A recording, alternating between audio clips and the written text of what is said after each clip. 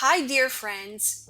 There's a growing trend in today's culture, especially online, where people are getting their relationship advice from influencers who seem to have it all: beauty, confidence, success, and a lifestyle full of luxury. One such influencer is Wizard Liz.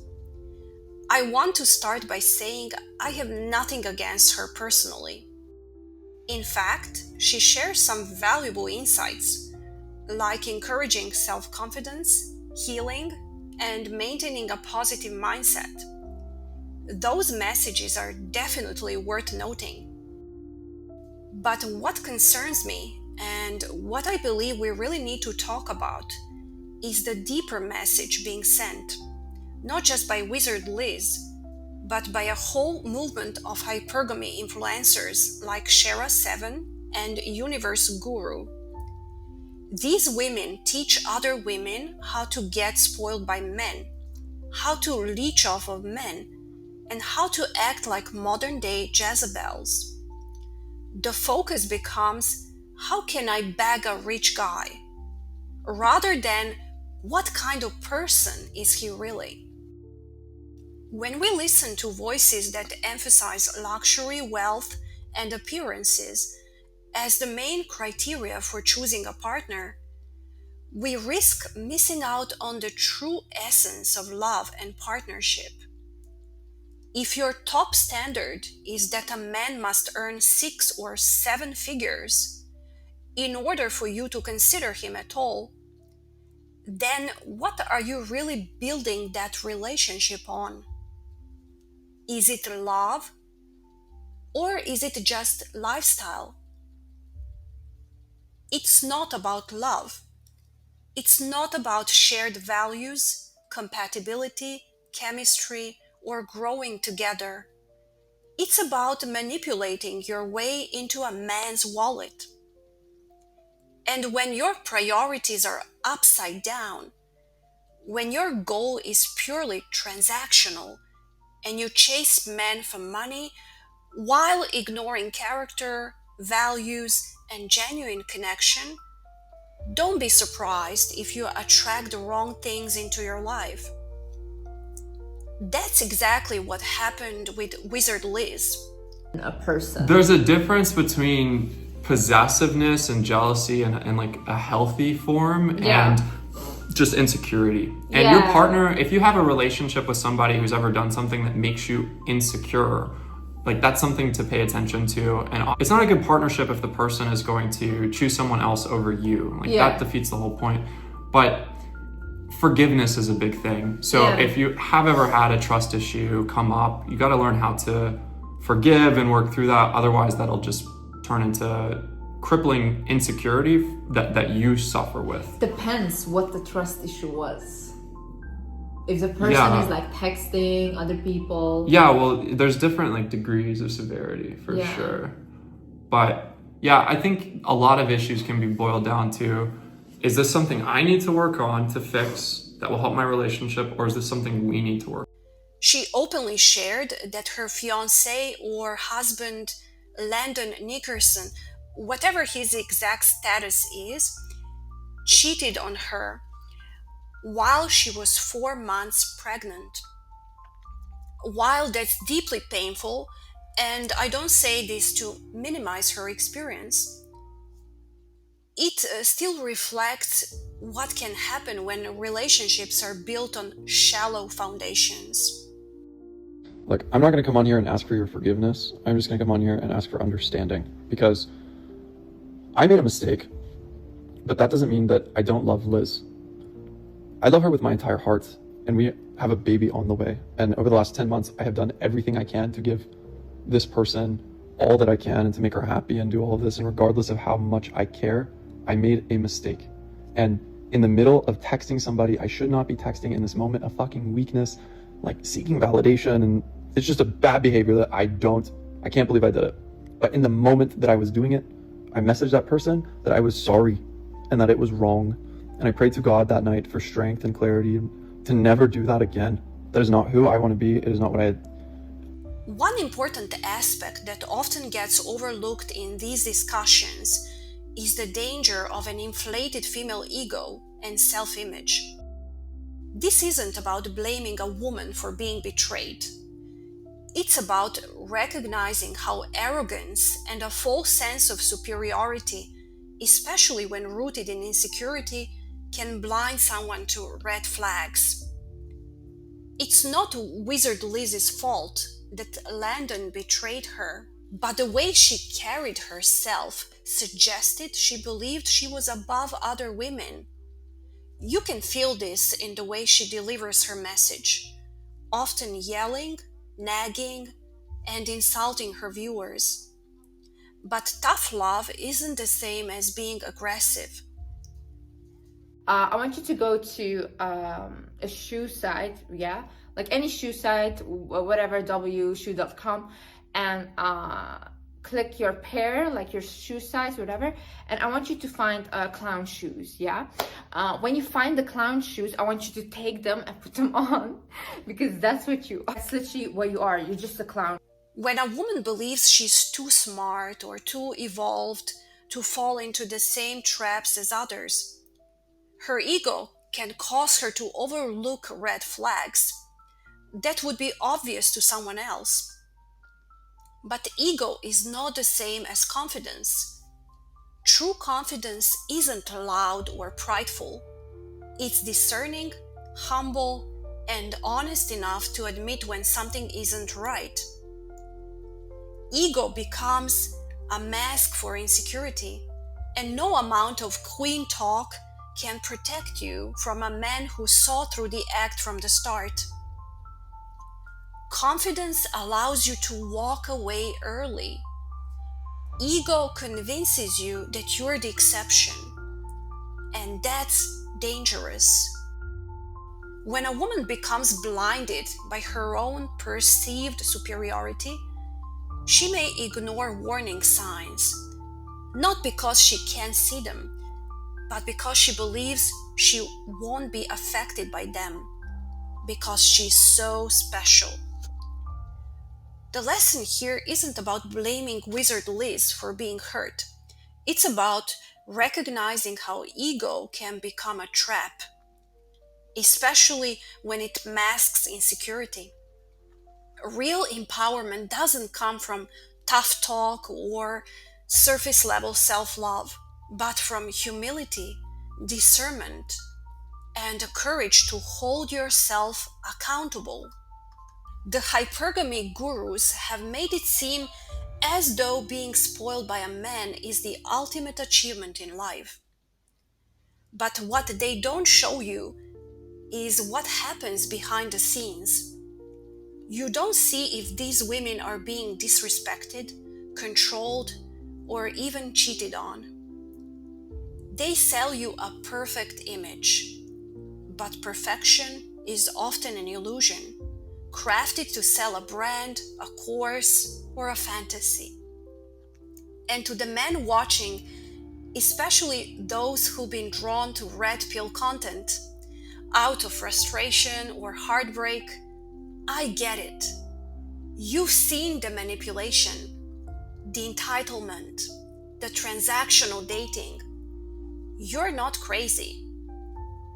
But staying angry and guarded won't heal you either. The answer isn't becoming cold or hyper-controlling. It's becoming wise, grounded, and whole.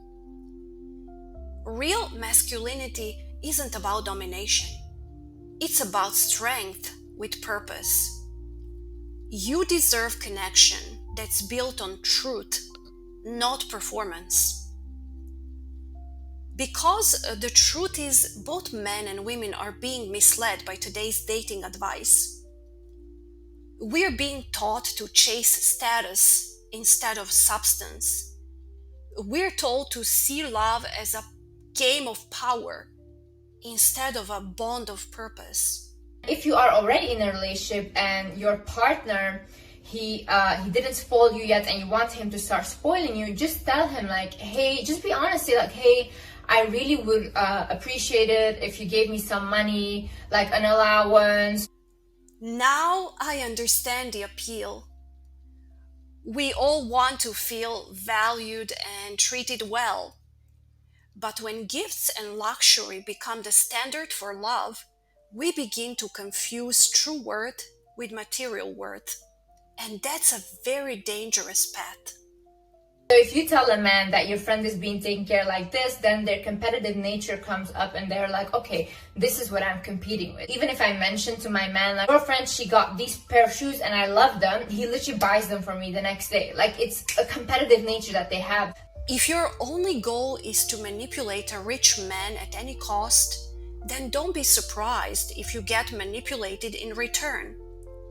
Yes, you may attract a rich guy, but it doesn't guarantee he'll be loyal or respectful to you. I know this sounds blunt, but I say it with love.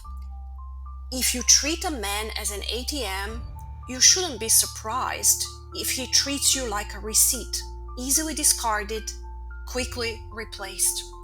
If somebody leaves you and throws you in the trash, get up, dust yourself off, glow up, and become the type of woman they can't have. It's easy for women to do that type of stuff because all we gotta do is throw on some makeup, lose a couple pounds, and put on some new hair, and we are now out of their league.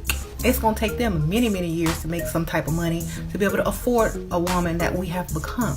They're still gonna be messing with Sharkeisha while you over here with billionaire Bob. But no, you want to stay here and chase him when you could have been leveling up and getting way more money, way more attention, way more everything. But you still chasing this dude. You still after the same man for 8 years? Like, seriously? You haven't done better? You haven't gone and got you somebody 10 times richer and rubbed it in his face yet? You hadn't done that? You haven't gotten your glow up, look 10 times better to where you don't even want him anymore because he's dusty? You haven't done any of that? Okay, well, you need to focus on yourself. If you chasing behind a man instead of improving upon yourself so that you don't even want to be with him anymore and that now you're out of his league, you're doing everything backwards and wrong. Now, having standards is healthy. But when standards become a disguise for entitlement or manipulation, we stop seeking connection and start seeking control. That's not empowerment. That's just ego dressed up as confidence. Stop trying to feel. They don't care. Right. Just pretend and act. That's what you're supposed to do. And then at the end of the day, feel good when you get home. Feel good when you have a surplus of money in your accounts where you can spend without looking. Feel good when you don't have to wake up early in the morning and fight traffic and go to work. Feel good then. Okay? Y'all need to stop investing these emotions in these dudes. They don't care. Just get their money. They got to give it to somebody. Might as well be you. A man who senses that you only value him for his wallet will eventually feel unloved, unseen, and disrespected. And over time, he'll start to resent you. He'll know deep down that your loyalty isn't real. You're only there for the ride, as long as the money's flowing. And if the money ever stops, you'll be gone. That kind of relationship isn't built on love or commitment. It's built on sand. When the storms of life come, and they always do, that house will fall. You're also placing yourself in an incredibly vulnerable position. If that man decides to leave you and you have no job, no income, and no marketable skills to support yourself, you're at his mercy. That's why so many women end up becoming sugar babies, escorts, or emotionally dependent on men who don't love or respect them. It's true what they say, money is a good servant, but a terrible master. That's why you should never worship money. And that's why you should never center your life around a man. You should never be codependent. A healthy, meaningful relationship is built on trust, connection, shared vision and values, and mutual support and respect, not transactions. I truly believe many people today are struggling so much with relationships because their values are all wrong. This life is spiritual at its core, but too many people don't believe in God. They only believe in what they can see, touch, or buy. But think about it. You can see oxygen, yet you know it's vital for your survival, right? The same is true with God.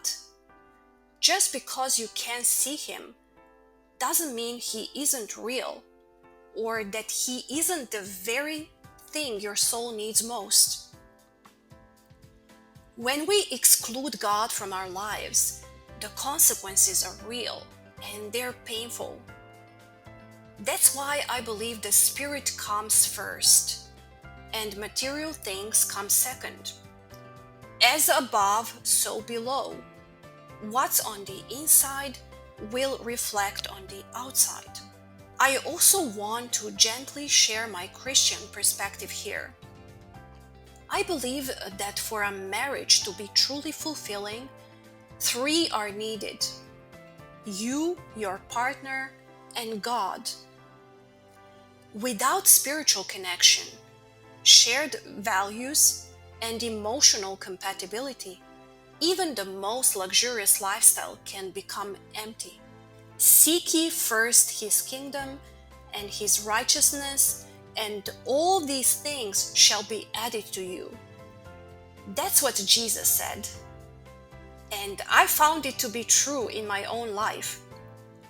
I truly believe that when we seek first the kingdom of God, when we prioritize higher love, divine wisdom, guidance, and integrity, all the other things we need will be added to us. That includes romantic love, security, and yes, even financial provision. But the order matters. Money is meant to be a tool, not the foundation of your life. Material things make life easier, that's for sure, but they should never define our worth or our relationships. Let money serve you, but never let it master you.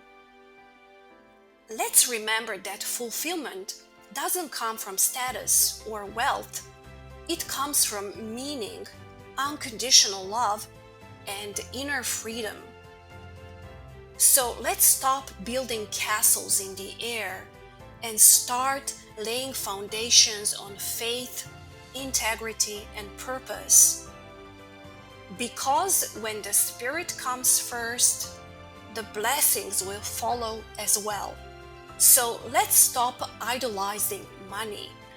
Let's stop promoting the idea that a man must earn 6 or 7 figures before he's even worthy of being considered. Let's stop normalizing manipulative dating tactics and glorifying shallow values. True love honors the soul, not just the surface.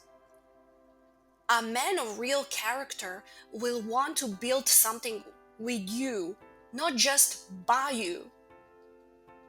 And you, dear sister, are more than your looks or what you can extract from a man. You are a soul created by God, with purpose, with value, with destiny.